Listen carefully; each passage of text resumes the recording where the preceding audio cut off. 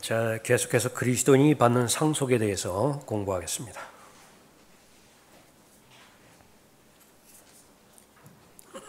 예수 그리스도를 믿음으로 인해서 그리스도인이라고 하는 변화된 신분을 허락해 주셨습니다. 그것은 하나님의 아들이 되는 권세를 주신 특권을 말하는 것인데, 구원의 목적이 바로 예수 그리스도와 일치시키는 것임을 우리가 잘 알고 있죠. 그 시작이 지옥의 형벌로부터 구원하는 것일 뿐입니다. 그것은 죄의 형벌로부터 구원받는 것은 구원의 시작이고, 구원의 완성, 그것은 예수 그리스도처럼 되는 것이에요. 예수 그리스도의 성품을 받는 것이 구원의 시작이라고 한다면, 예수 그리스도께서 다스리고 통치하시고 또 상속을 받는 모든 부분들이 그리스도인에게도 그대로 이루어지는 것이 이제 구원의 완성이라 그렇게 볼 수 있죠. 그렇기 때문에 내가 지옥의 형벌로부터 구원받은 것에 대해서 하나님 앞에 분명하게 감사를 드리고 그것을 누리고 또 주장하지만은, 아직까지는 내가 예수 그리스도께서 재림하신 후에 괜찮으세요? 여기 하십시오. 그거 마이크 때문에 그렇죠? 하십시오. 그 부분에 대한 믿음이 그렇게 온전하지 못하다라고 하는 것은 다시 한번 믿음의 영역에서 우리가 갖추어야 되고 또 보완해야 되는 그런 부분이죠. 이렇게 믿음이 점점 더 성장하는 과정 가운데 있는 것입니다. 우리가 어떻게 하면 구원을 받는 것이냐, 그것은 선물이라고 하는 사실을 계속 살펴봤습니다. 행위가 전혀 포함되지 않습니다. 행위가 포함되지 않는다라고 하는 말은 무엇이냐? 구원받는 데 있어서 헌신은 필수적인 요건인가? 구원받는 데 있어서 회개는 반드시 필요한 부분인가? 이 부분을 분명하게 하지 못함으로 인해서 이 구원에 대한 선물과 또 상속에 대한 하나님의 약속의 말씀을 혼동할 수가 있습니다. 결론적으로 말씀드리면 믿음이라고 하는 것은 하나님의 선물이기 때문에 구원받는 믿음을 말하는 것이죠. 헌신과는 무관해요. 회개와도 무관한 것입니다. 그러면 헌신과 회개는 어떤 의미가 있는 것이냐? 구원받은 후에 이제 하나님의 자녀로서 하나님과 교제하는 데 있어서 필수적인 부분이 헌신과 또 회개입니다. 헌신과 회개는 무엇을 보장하는 것이냐 그러면 그것이 바로 예수 그리스도의 제자로서 예수 그리스도를 잘 따라가는 것을 보장하기 때문에 유업과 상속을 보장하는 것입니다. 그 두 가지를 분명하게 우리가 잘 살펴보는 것이죠. 그래서 그것이 선물과 보상을 잘 구분할 수 있어야 돼요. 무엇을 공부하는 데 있어서요. 그러니까 유업과 그리스도인이 받는 상속을 공부하는 데 있어서 그렇습니다. 또 하나 살펴봐야 될 것은 지난 시간에 살펴봤던 천국과 하나님의 나라를 잘 구분할 수 있어야 됩니다. 천국과 하나님의 나라는 상속과 직접적으로 관련이 있기 때문에 그렇습니다. 왜 그렇게 하나님의 말씀을 올바로 잘 나누어서 천국에 대한 교리와 하나님의 나라에 대한 교리를 잘 알아야 되는 것인가? 그 목적은 상속받는 데 있죠. 상속받는 데 있어요. 그러니까 마귀의 공격은 항상 우리가 염두에 두는 것이지만 우선 교리를 알지 못하도록 방해하는 것입니다. 들어야 교리를 알죠. 그러니까 듣지 못하게 만드는 거예요. 제일 차적인 이 방해는. 그래서 이 하나님의 말씀을 변개를 시킨다든지 아니면은 실제로 하나님의 말씀을 공부할 수 있는 기회를 얻지 못하게 만든다든지. 그러니까 그것이 이제 실패로 돌아가죠. 두 번째로는 그것을 자신의 믿음과 결합시키지 못하게 만드는 것입니다. 그래서 마귀의 신학을 가지고 이제 공격하는 세대인데, 예수님 당시에는 어떻게 공격했습니까? 물리적으로 주로 공격을 했어요. 미치게 만든다든지 그 정신의 그런 그 부분들을 강하게 그 역사에서 공격을 해버렸죠. 이 마지막 날들은 어떻겠습니까? 마귀들의 교리예요. 거의 대부분 마귀들의 교리입니다. 마귀들의 교리를 가지고 건전한 교리를 대체시켜버리는 것인데, 마귀들의 교리에는요 80% 70%에 해당되어지는 건전한 교리가 있습니다. 다 성경이 있다고요. 그것을 자신의 믿음과 결합시키지 못하게 만드는 것이죠. 그러면 나에게 있어서 하나님의 말씀이 구체적으로 믿음과 결합이 되었는가 결합이 되지 않았는가 어떻게 알 수 있는 것이냐. 여러분이 가지고 있는 신학이 다분히 추상적이고 관념적인 영역에만 머물러 있다고 한다면 마귀의 교리들에 다 넘어간 거예요. 아무리 올바른 그야말로 총열같이 곧은 어떠한 편차도 없는 전천년 교리를 가지고 있다 하더라도 그것이 계속 관념 가운데만 있어요. 추상적인 영역에만 머물러 있어요. 다 속아 넘어간 거예요.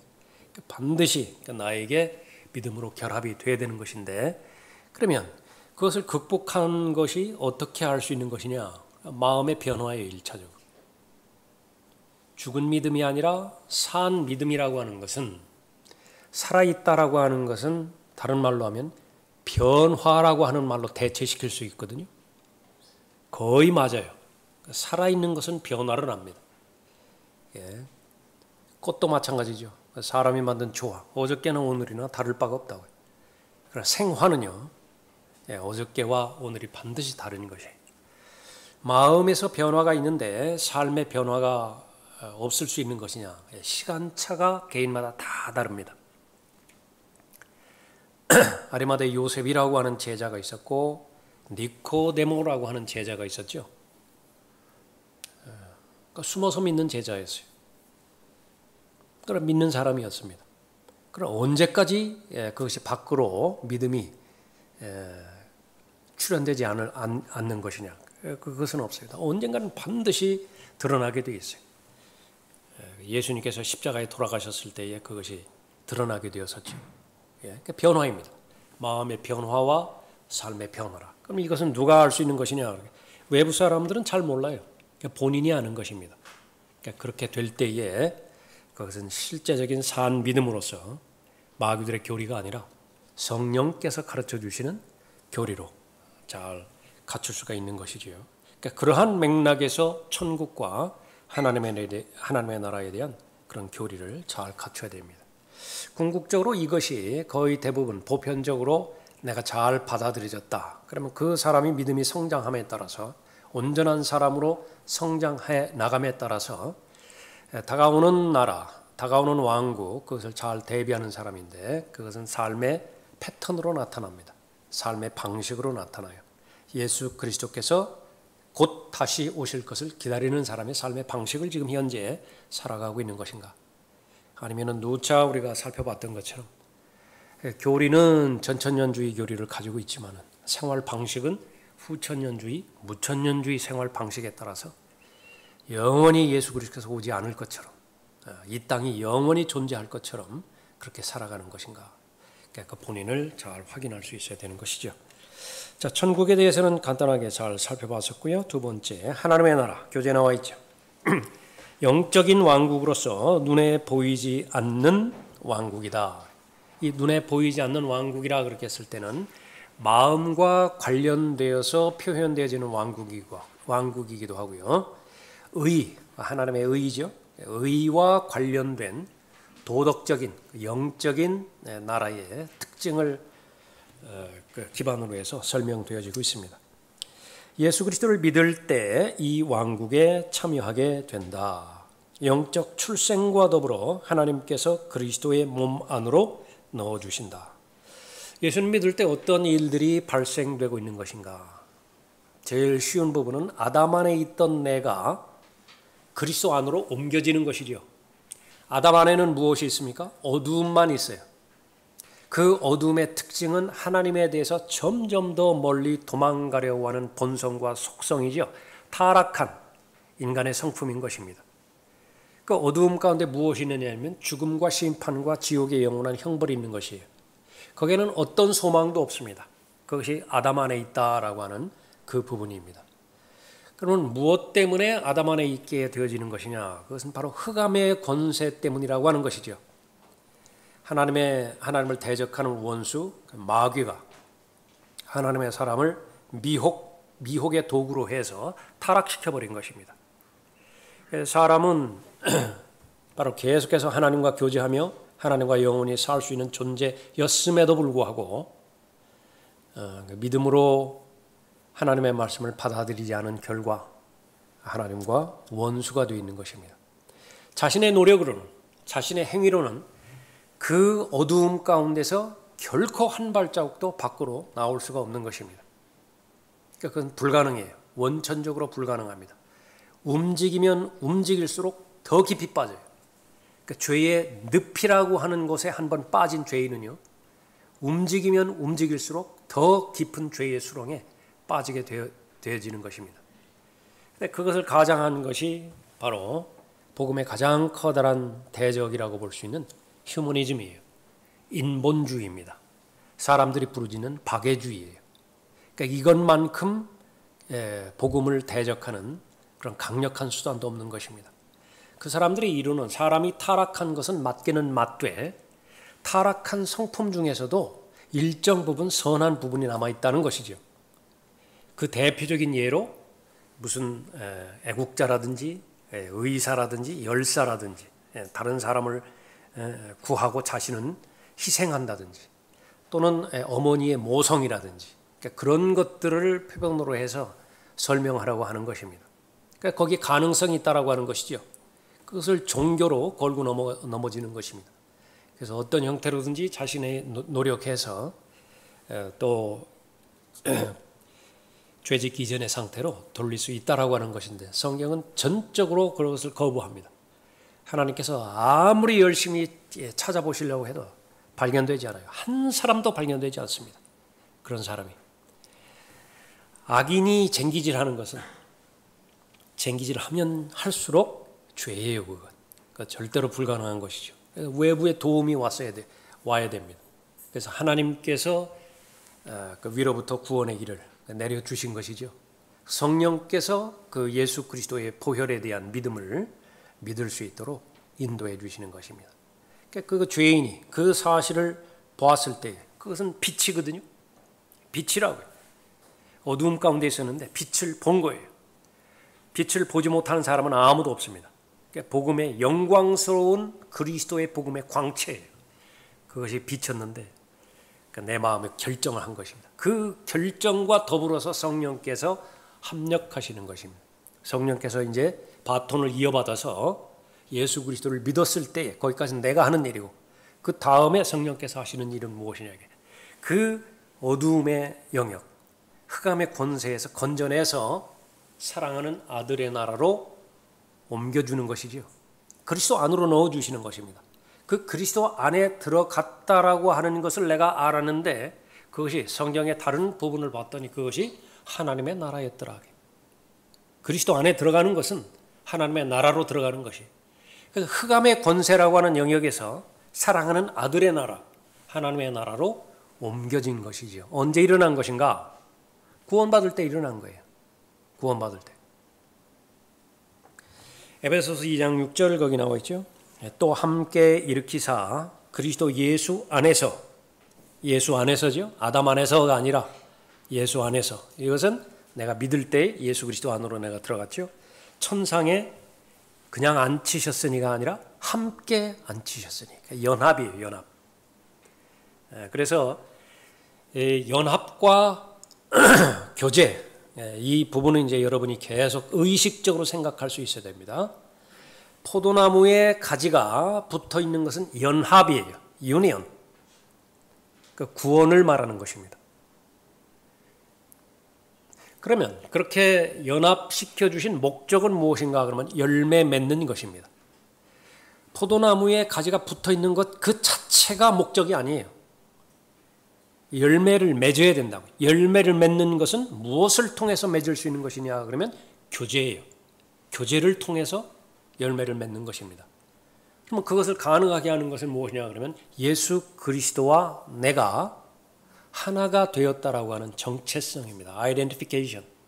예수 그리스도와 내가 하나가 된 거예요. 한 몸이 된 것입니다. 예수 그리스도와 내가 한 몸이 되기 위해서는 바로 성경에 여러 가지 그림을 보여주셨는데 남편과 아내와의 그림을 보여주셨죠. 아주 강력한 그림입니다. 남편과 아내는 한 몸이에요. 한 몸. 다른 몸이 아니라 결혼하기 전에는 개체가 두 개였지만 결혼한 후에는 개체가 하나가 된 것입니다. 그러니까 하나가 되기 위해서는 해결해야 될 부분이 있죠. 로마서 7장에 보면 전 남편이 있었잖아요.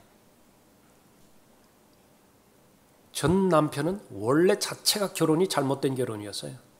해서는 안 되는 결혼을 해버렸다고요. 그러니까 속았죠. 그러니까 속은 결혼의 실체는 무엇입니까? 지옥이라고요. 하는 일마다 더러운 짓이고 하는 일마다 가증스러운 짓이고 하는 일마다 간음을 저질러요. 그래 내가 남편과 한 몸이기 때문에 나도 똑같이 가증한 일에 참여를 하게 되고 똑같이 더럽혀지고 똑같이 간음하는 자가 되어버리는 거예요. 소원은 무엇이냐? 이 남편과의 관계로부터 빨리 벗어나는 것. 그 소원 외에는 없어요. 아무리 먹을 건 많이 가져다 준다 하더라도 아무리 좋은 차 많이 보장해 준다 하더라도 사는 게 아니라 그런데 내 능력으로는 불가능하죠. 내가 죽일 수도 없고 남편을. 그런데 그 죽어야 되는 남편을 대신해서 예수 그리스도께서 죽으신 것이죠. 근데 하나님께서 판단하시는 그 판단이 중요한 거예요. 하나님께서 인정해 주셨어요.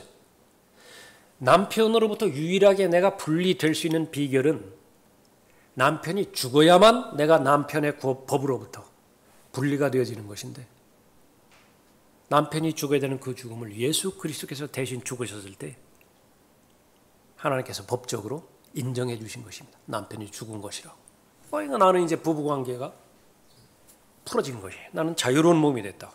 내 소원은 무엇이냐 그러면 그 흠모의 대상이고 또 내 열망의 대상인 그분과 혼인하는 것입니다. 그분과 혼인 좀 해봤으면. 근데 나는 자격이 되지 않거든요. 내가 나를 너무나 잘 알기 때문에. 근데 그분께서 먼저 프로포즈를 해주신 거예요. 나와 결혼하자고. 내가 흔쾌히 감사하는 마음으로 결혼을 했죠. 그것이 갈보리 십자가에서 예수님께서 돌아가셨을 때에 내 육신, 남편이죠. 함께 처형되었다고 하나님께서 교리적으로 선언해 주신 것입니다. 그걸 받아들이기만 한다고 한다면 나에게 진리가 되어지고 나에게 현실이 되어지는 거예요. 그것이 이루어지는 것을 시작으로 해서 예수님께서 죽으셨다가 성경의 예언대로 죽은 자들로부터 사흘 만에 부활하셨죠. 그때 예수님께서 혼자 일어나신 것이 아니라 십자가에 함께 죽었던 내가 다시 일어나는 것인데요. 그 일어나는 나는 다른 나라에 육신의 죄들의 몸이 나를 정의했었는데 그런 나가 아니라 예수 그리스도와 똑같은 성품의 나가 있다. 그리스도 안에 있는 새로운 피조물이에요. 재창조해 주셨습니다. 그렇게 일어나는 것을 내가 인정을 하는 것이죠.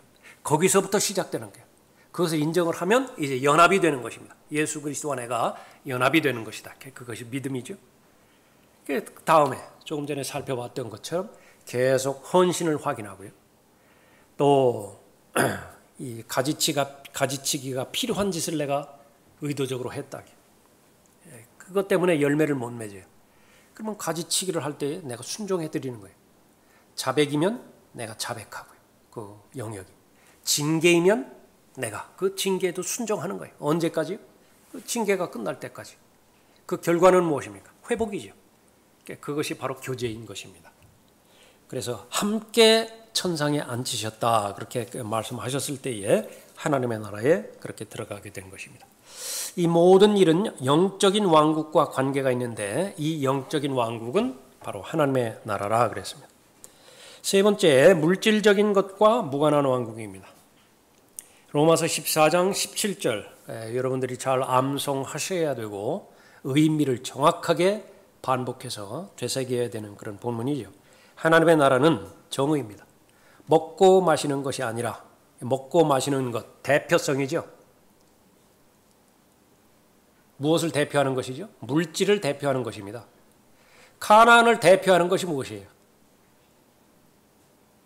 젖과 꿀이죠. 거기 뭐 젖과 꿀만 있겠어요? 가나안에? 그러나 그것이 대표한다. 수사법 중에서 중의법이라고 합니다. 그러니까 마찬가지예요. 먹고 마시는 것, 이것은 다윗의 왕국입니다. 솔로몬의 왕국이에요. 장차 다가올 지상에 있는 정치적이고 물리적인 그 왕국, 천년 왕국을 말하는 것이죠. 그것이 아니라, 먹고 마시는 것이 아니라 다만 성령 안에서, 또 이 부분이 중요한 것이죠. 그리스도 안에서, 성령 안에서 대표되는 특징이 무엇인가요? 의와 화평과 기쁨, 다 마음과 관련되어 있죠. 의와 화평과 기쁨이라 말하고 있습니다. 누가복음 17장 21절에서 또 사람들이 보라 여기 있다 또는 보라 저기 있다고도 말하지 못하리니 보라 이는 하나님의 나라가 너희 안에 있기 때문이라고 하시더라. 대조해서 이 천년 왕국, 다윗의 왕국과 솔로몬의 왕국으로 예표되진 이 왕국 눈에 보일 수 있죠. 위도와 경도가 어디에 위치해 있다 그걸 안다고요. 그 왕국으로 가려면 어느 길로 가야 될지를 안다고요. 거기에는 왕국이 실제적인 왕국이기 때문에 실제적인 왕이 존재하고 있죠. 그 왕을 아련하기 위해서는 내가 예를 갖춰야 돼요. 대표적인 사람이 시바의 여왕이에요. 가서 방문하기를 원했죠. 그러니까 준비를 했잖아요. 예물을 준비를 하고. 그냥 추상적인 신을 만나러 가는 것이 아니라 솔로몬이라고 하는 왕을 만나러 간 거예요. 타락하기 전에 솔로몬, 그러니까 예수 그리스도를 예표하는 예표죠. 가서 배운다고요. 경배하고. 그것이 바로 천년왕국 때에 그대로 실현될 그런 일들입니다. 그런데 이 하나님의 나라라고 하는 것은 바로 이 너희 안에 있기 때문이라 그렇게 말씀하고 있는 것이죠. 이 부분과 관련돼서 이제 조금 어렵지만은 반드시 이해하고 넘어가야 되는 것이 마음 안에 있는 이 하나님의 나라가 어느 날 나타나는 것이에요. 나타나면 보여지는 것입니다. 그러니까 누가복음 9장 보십시오. 누가복음 9장에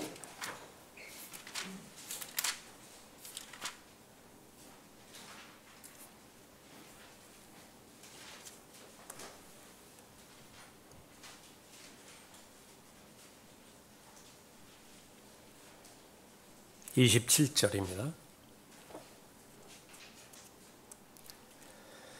그러나 내가 너희에게 한 진실을 말하노니 여기 서 있는 자들 몇 사람은 하나님의 나라를 볼 때까지 죽음을 맛보지 아니하리라. 그러니까 마음 안에 있는 나라가 하나님의 나라라고 했는데 여기에는 하나님의 나라를 볼 수 있다 그렇게 말합니다. 이 말씀을 하신 후 약 8일째 되는 날 주께서 베드로와 요한과 야고보를 데리고 기도하러 산으로 올라가시더라. 주께서 기도하실 때 그의 용모가 변하며 그의 옷은 희고 빛이 나더라. 재림하실 때 예수님의 모습입니다. 재림하실 때의 예수님의 모습, 이것은 두려운 모습이에요. 두려운 분이십니다. 지금 신약에서 잘못 가르치고 있는 그 부분이, 그러니까 교회에서 잘못 가르치고 있는 부분이 구약의 하나님은 두려움의 대상이지만 신약의 하나님은 사랑과 은혜와 자비의 하나님이시다. 가장 예수 그리스도와 가까웠던 사도가 요한이었습니다. 요한보다 더 가까운, 더 사랑하는 제자는 없어요. 그런데 이 요한은요, 예수 그리스도의 재림의 모습을 보지 못했습니다. 요한계시록에 보면 재림하시는 예수 그리스도를 만났죠. 그러니까 요한이 어떻게 됐어요? 기절해버립니다. 그 사랑하는 제자가 실제 하나님, 말씀이신 그분의 모습을 보자 기절해버렸다. 죽게 되어버리는 것이에요. 예. 그런 분입니다. 그렇게 이제 변모가 된 것이죠. 29절에서 30절에. 그런데 보라 두 사람이 주와 대화하는데 그들은 모세와 엘리야더라. 죽은 지 수천 년 전에 죽은 사람이요. 다시 나타나요. 죽은 자들의 하나님이 아니라 산 자들의 하나님이라. 아브라함과 이삭과 야곱 죽은 지 오래됐지만은 그러나 그 죽은 자들의 하나님이 아니에요. 산 자들의 하나님이 되기 위해서는 아브라함과 이삭과 야곱은 반드시 다시 살아나야 돼요. 그런 부분이 언제 일어나는 것이냐?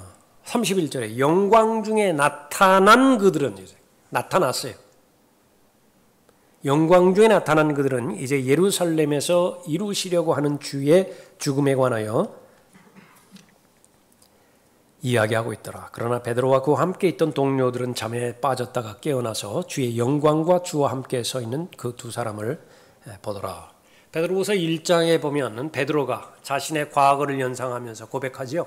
내가 무엇이었다고요? 목격자였다고. 무엇에 대한 목격자였습니까? 하나님의 나라를 본 목격자예요. 하나님의 나라가 보여졌다라고 하는 것입니다. 그 두 가지를 마음에 두십시오. 하나님의 나라에 들어가는 것과 그 하나님의 나라는 마음에 있는 나라라고 했죠. 영적인 나라이고 의로 대표되지는 나라입니다. 그러나 하나님의 말씀의 계시에 의하면 그 하나님의 나라는 나타내져요. 사람들이 볼 수 있다고요. 예. 이 영적인 왕국은 하나님의 의와 관계가 있다. 마태복음 6장 33절입니다. 오히려 너희는 먼저 하나님의 나라와 그분의 의를 구하라. 영적인 출생을 통하여 이 영적 왕국으로 들어갈 때 예수 그리스도는 자신의 의를 믿는 자에게 넣어주신다. 하나님의 의입니다. 하나님의 의가 있어야 또 하나님의 나라에 거주할 수가 있죠. 그리스도께서 재림하실 때 하나님의 나라는 눈에 보이는 물질적인 왕국이 된다. 결론입니다.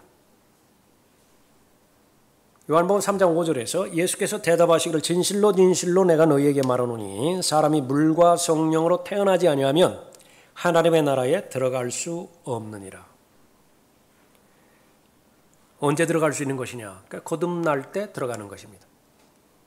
그러면 거듭난 하나님의 자녀는 지금 어디에 있는 것이냐? 하나님의 나라에 있어요. 여러분이 구원 받으셨다고 한다면, 거듭났다고 한다면 여러분은 동시에 두 곳에 있는 것입니다. 하나는 물리적인 측면에서는 대한민국에 살고 있고요. 또 영적인 부분에 있어서는 하나님의 나라에 들어가 있는 것입니다. 하나님의 나라에 들어가 있다라고 하는 것은 여러분의 영이 동시에 두 군데 존재하는 것입니다. 여러분의 몸 안에 여러분의 거듭난 영이 있고요. 동시에 그 동일한 영이 셋째 하늘에 예수 그리스도와 함께 앉혀진 거예요.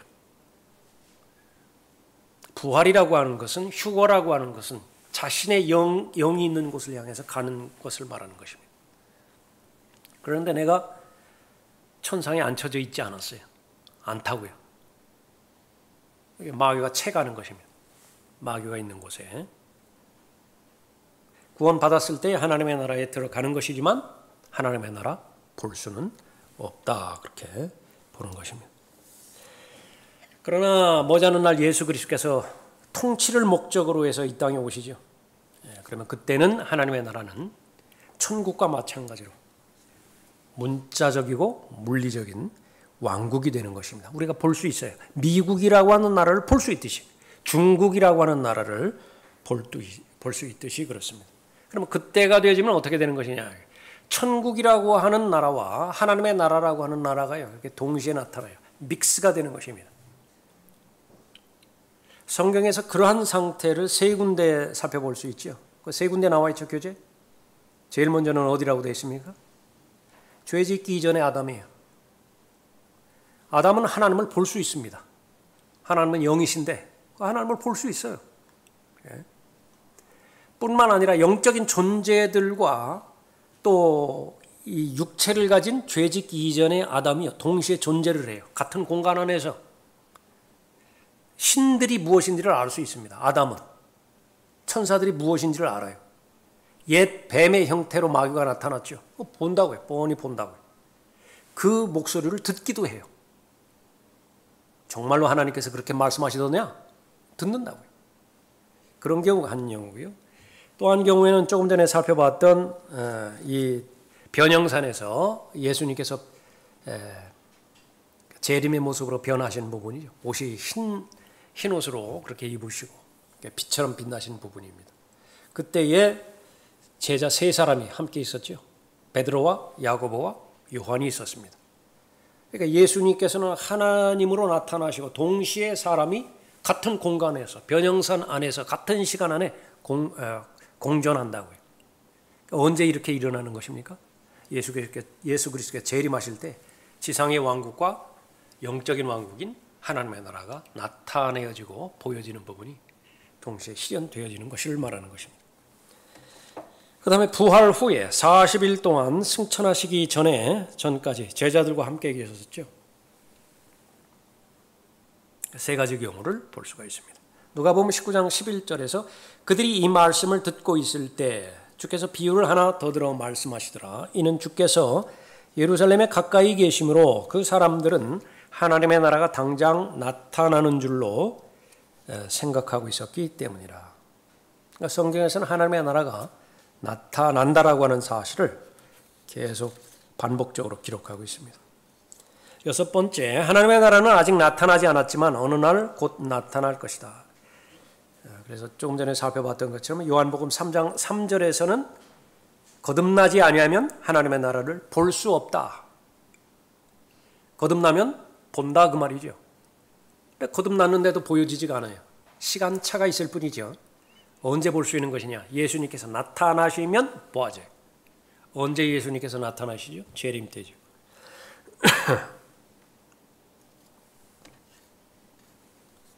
거듭날 때 하나님의 나라에 먼저 들어가고 후에 하나님의 나라를 볼 것이다. 하나님의 나라를 볼 수 있는 것과 하나님의 나라에 들어가는 것은 다른 말이다. 왜 이것을 계속 강조하는 것이냐? 하나님의 나라가 나타나는 것은 상속이에요. 곧 상속입니다. 상속. 로마서 8장 보십시오.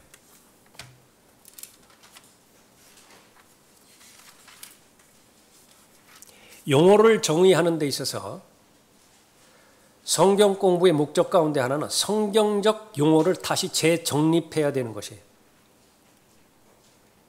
문화적으로 사랑을 정의하는 그 사랑이라는 용어를 여러분의 습성에 이렇게 습성이 아주 젖었죠. 그 맥락으로 성경을 보면은요, 그거 안 맞아요.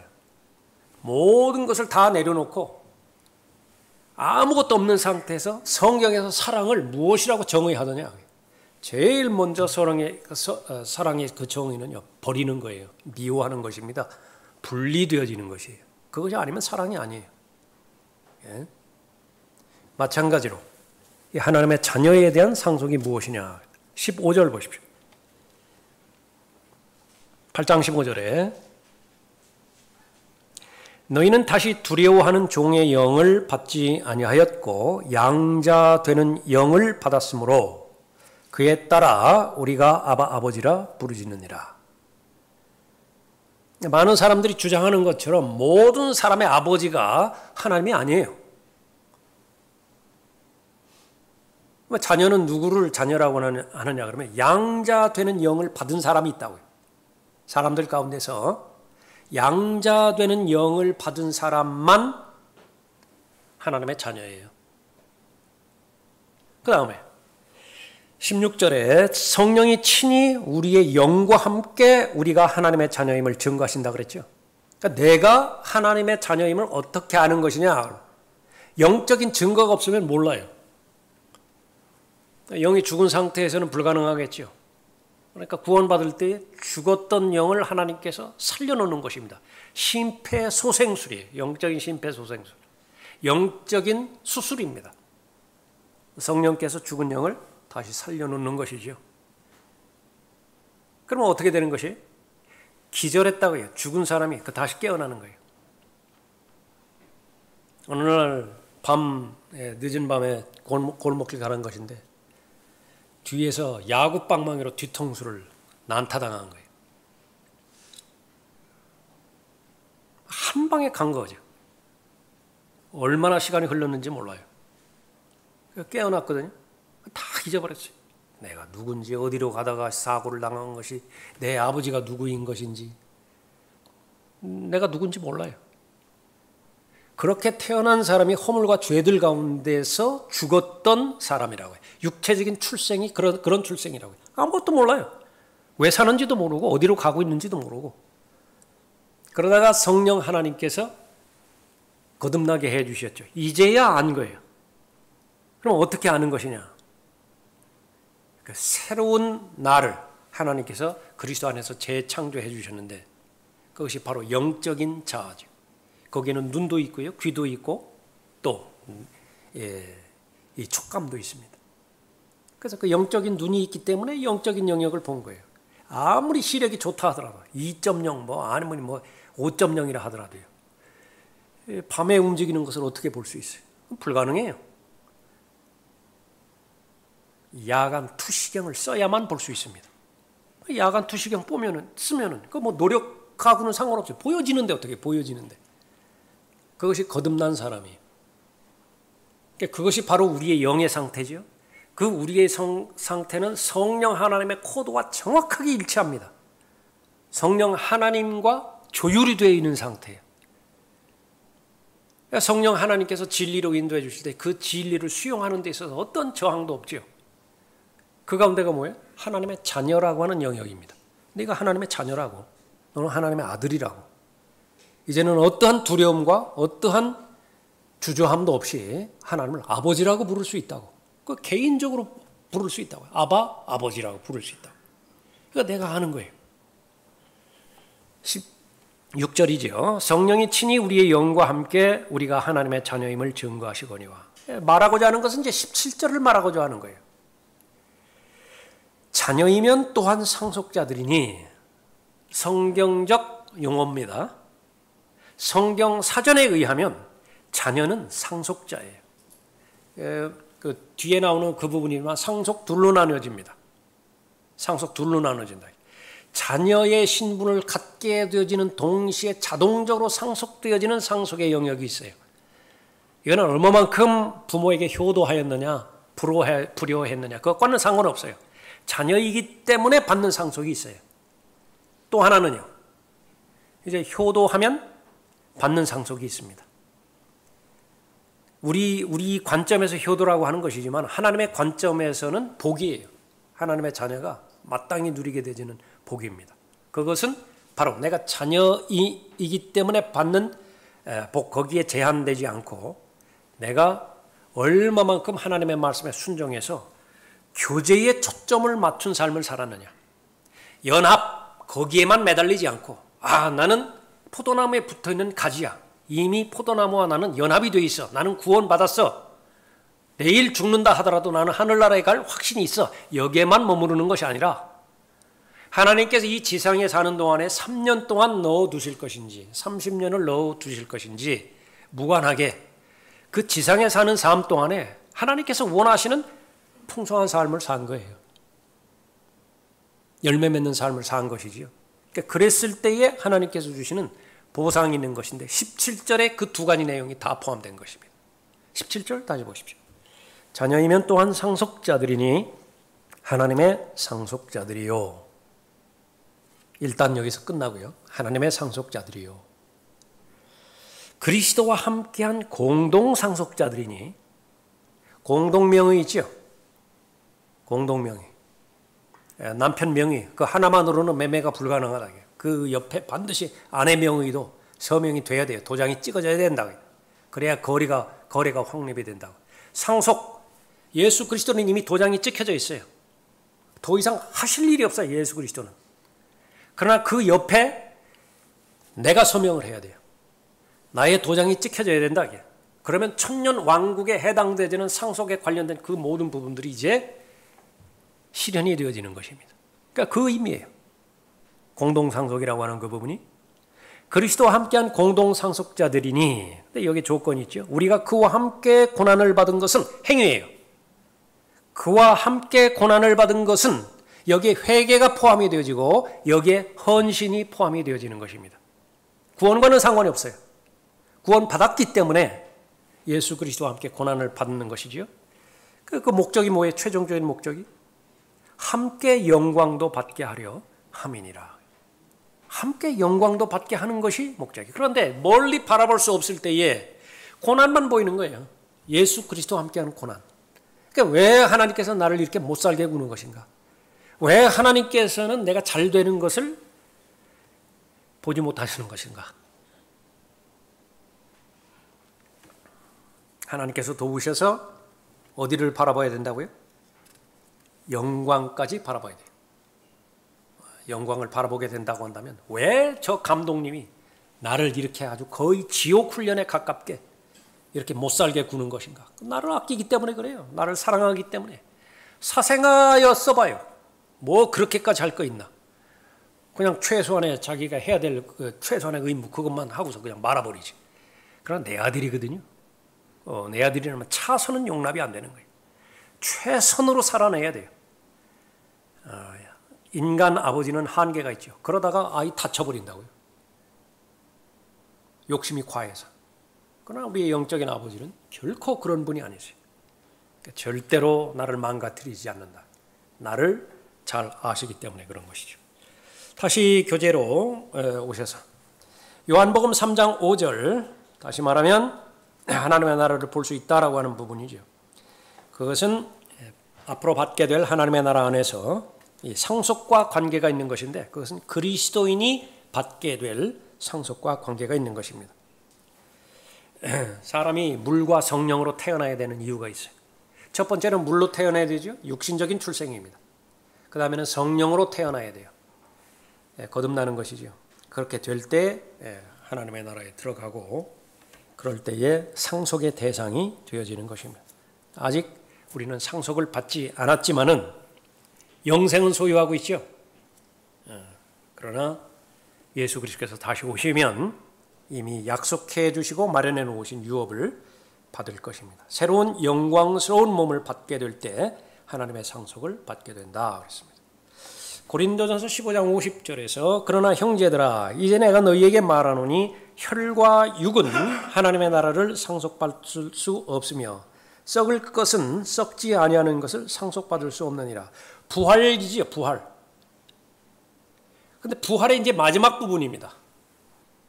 무엇으로 결론을 맺죠? 부활에 대한 교리를 전개하면서 무엇으로 결론을 맺어요?